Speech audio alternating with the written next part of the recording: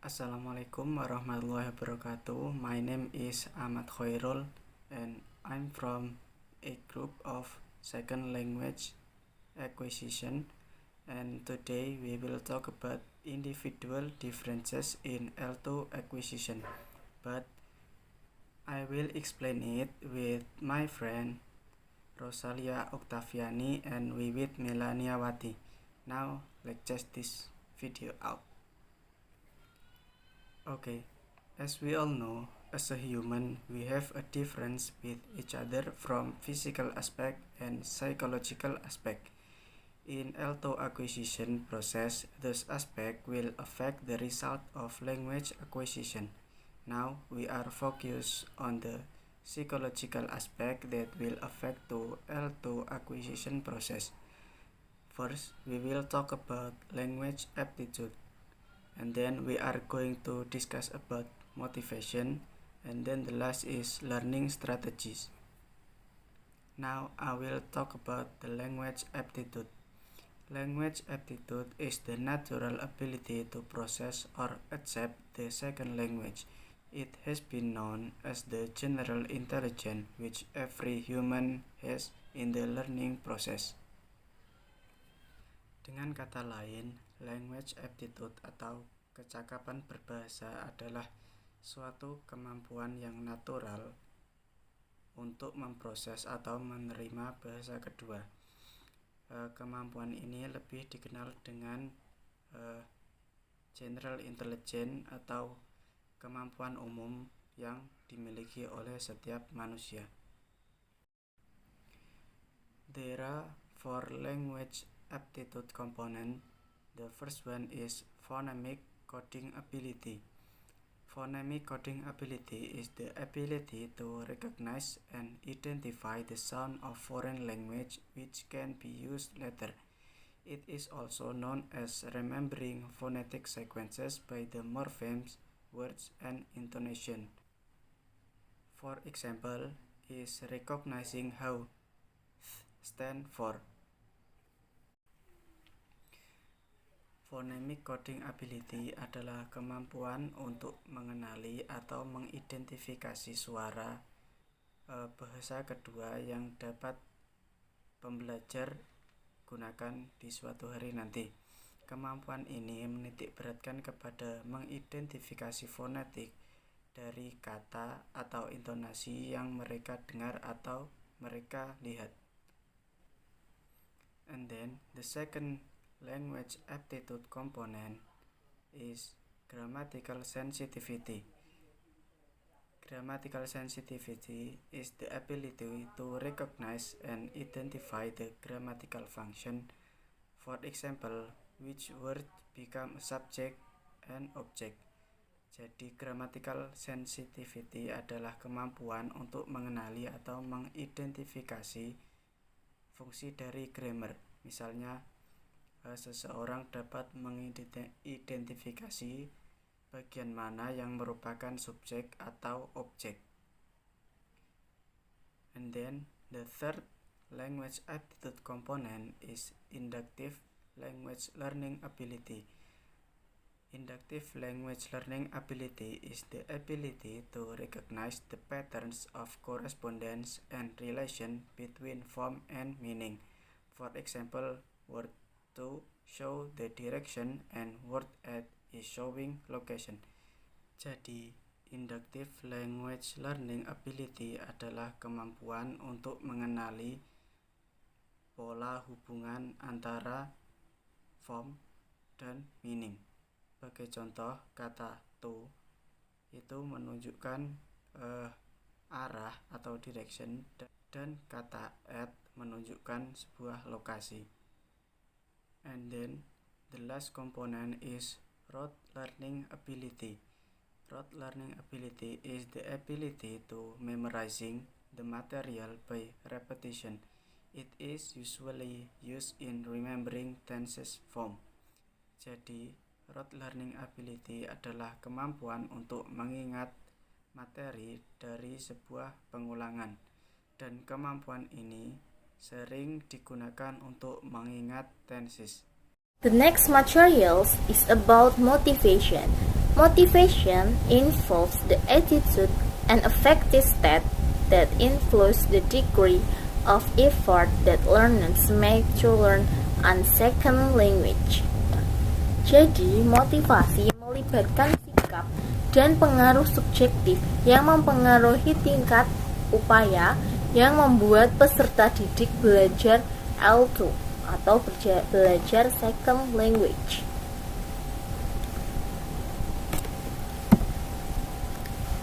The next is about various kinds of motivation. There are 4 kinds of motivation. The first is instrumental, the second is integrative, the third is resultative, and the last is intrinsic. I will explain about instrumental first.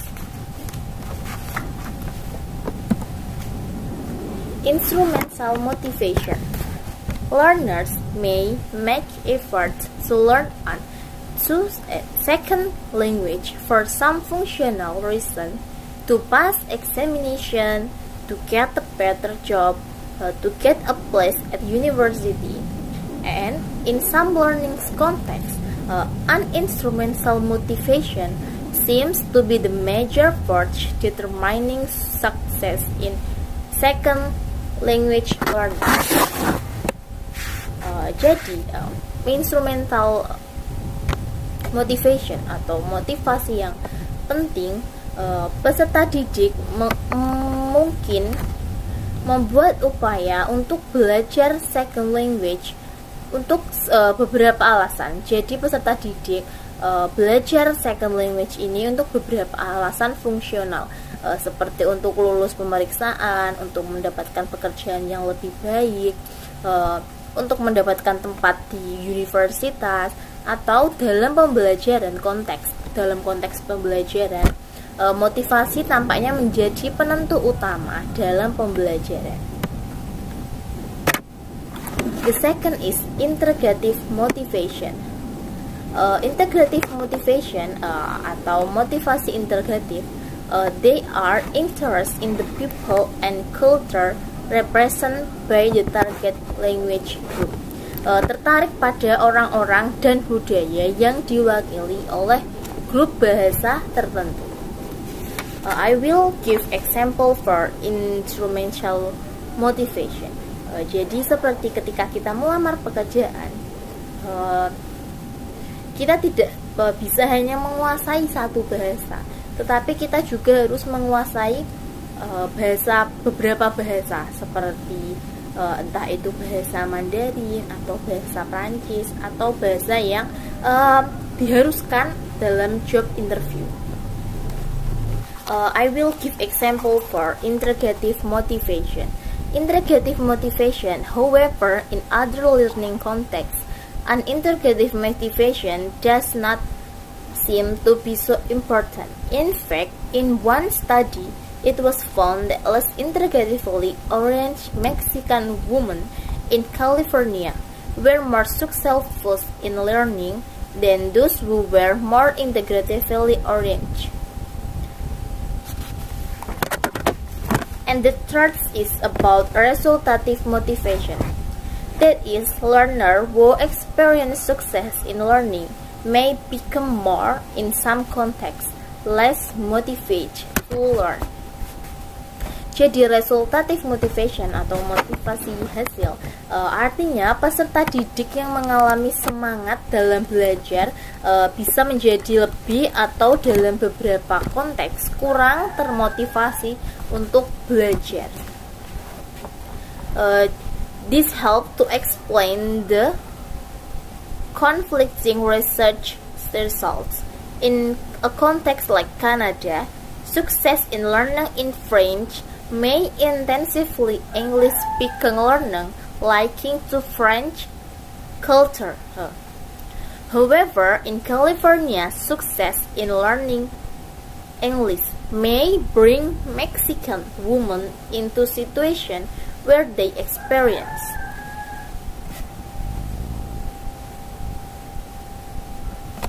and the last is intrinsic motivation.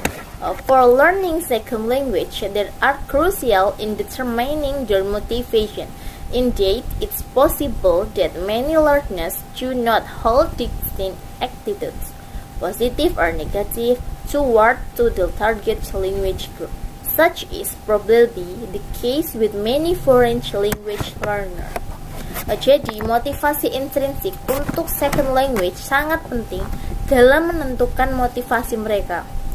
Memang mungkin banyak peserta didik yang memiliki sikap yang berbeda, entah itu positif maupun negatif terhadap kelompok bahasa target.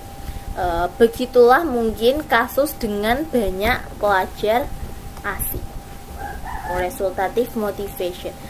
In California, success in learning English may bring American women into situation where they experience.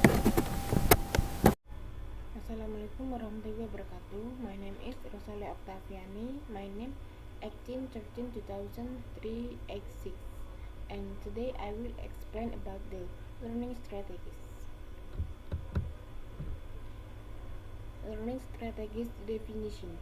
According to Salinker, learning strategies can be considered as belonging to the 5 linguistic process that shapes interlanguage system. Nah, jadi dalam bahasa, learning strategies adalah cara yang sebaik-baiknya untuk mencapai sebuah tujuan. Strategi merupakan suatu alat penting bagi guru dalam mendidik siswa. Nah, karena bila guru tidak menggunakan strategi yang tepat, maka kemungkinan besar siswa tidak berhasil dalam menyerap setiap materi pelajaran secara tepat dan juga efektif.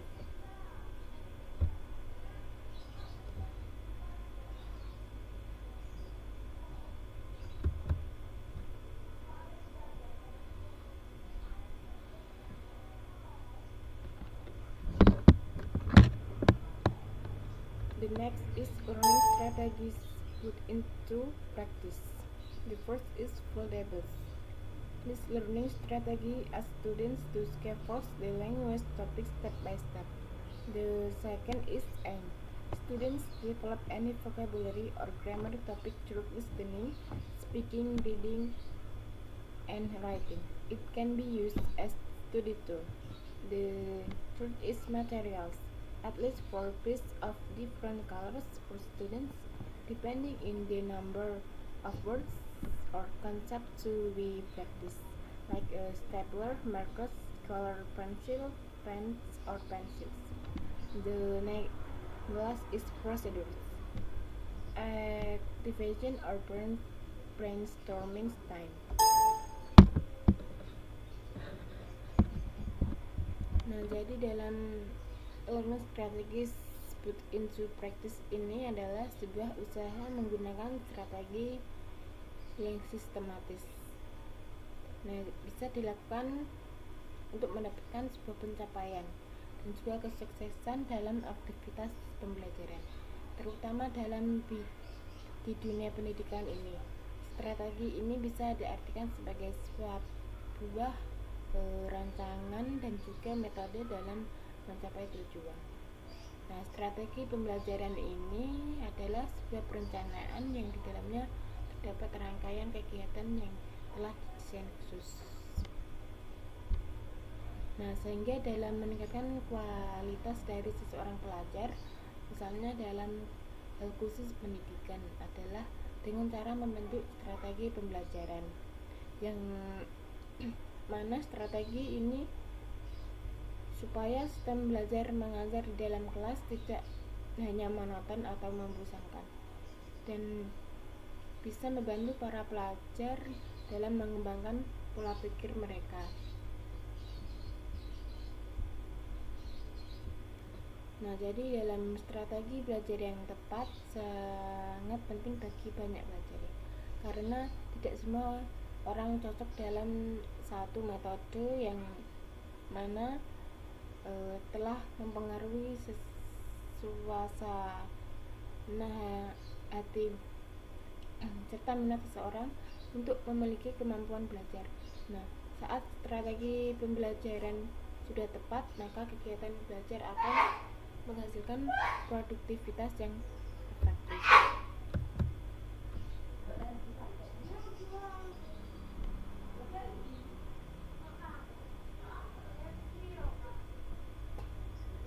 Next is a process and models to L2 instructions. The first is grammatical approach. Research refers several strategies the learners can choose when they are learning a second language. In general, drills or rote memorization, dialect memorization, repetition, and are learning strategies associated with the grammatical approach. However, such strategies are not always feasible to promote L2 proficiency at advanced stage.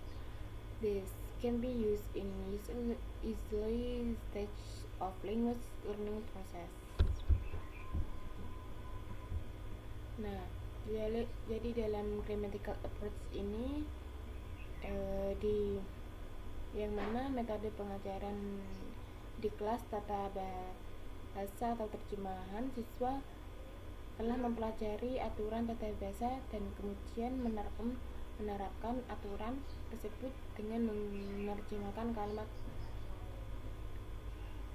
gramatikal dengan benar.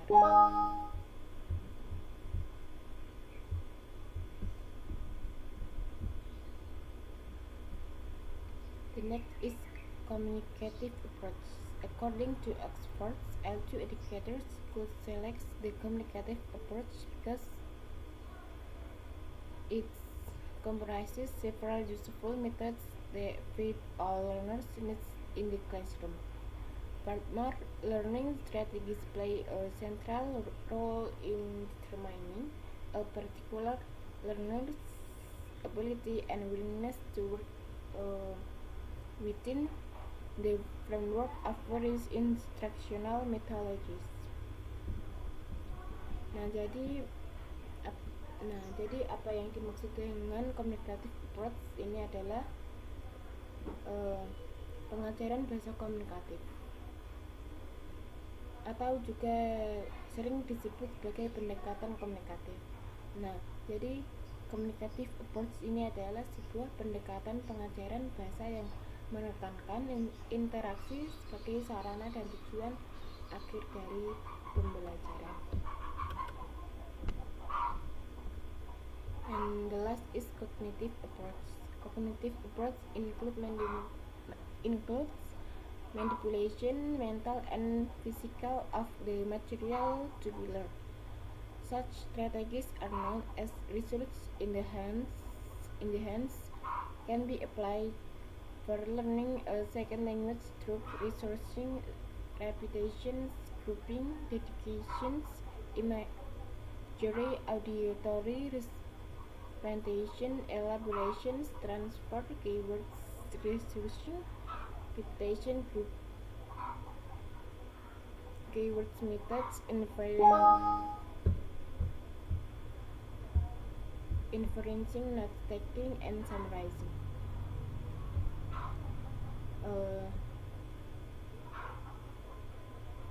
Such strategies are known as research in the heads, which consists of learning. Nah, jadi dalam pengertian bahasa, cognitive approach ini adalah sebuah keyakinan seseorang tentang sesuatu yang didapatkan dari proses berpikir tentang seseorang atau sesuatu. Proses yang dilakukan adalah memperoleh pengetahuan dan juga manipulasi pengetahuan melalui aktivitas seperti mengingat, menganalisis, memahami, menilai, menalar, membayangkan, dan juga berbahasa. Oke, sekian dari presentasi saya. Bila ada salah kata, mohon maaf. Wassalamualaikum warahmatullahi wabarakatuh.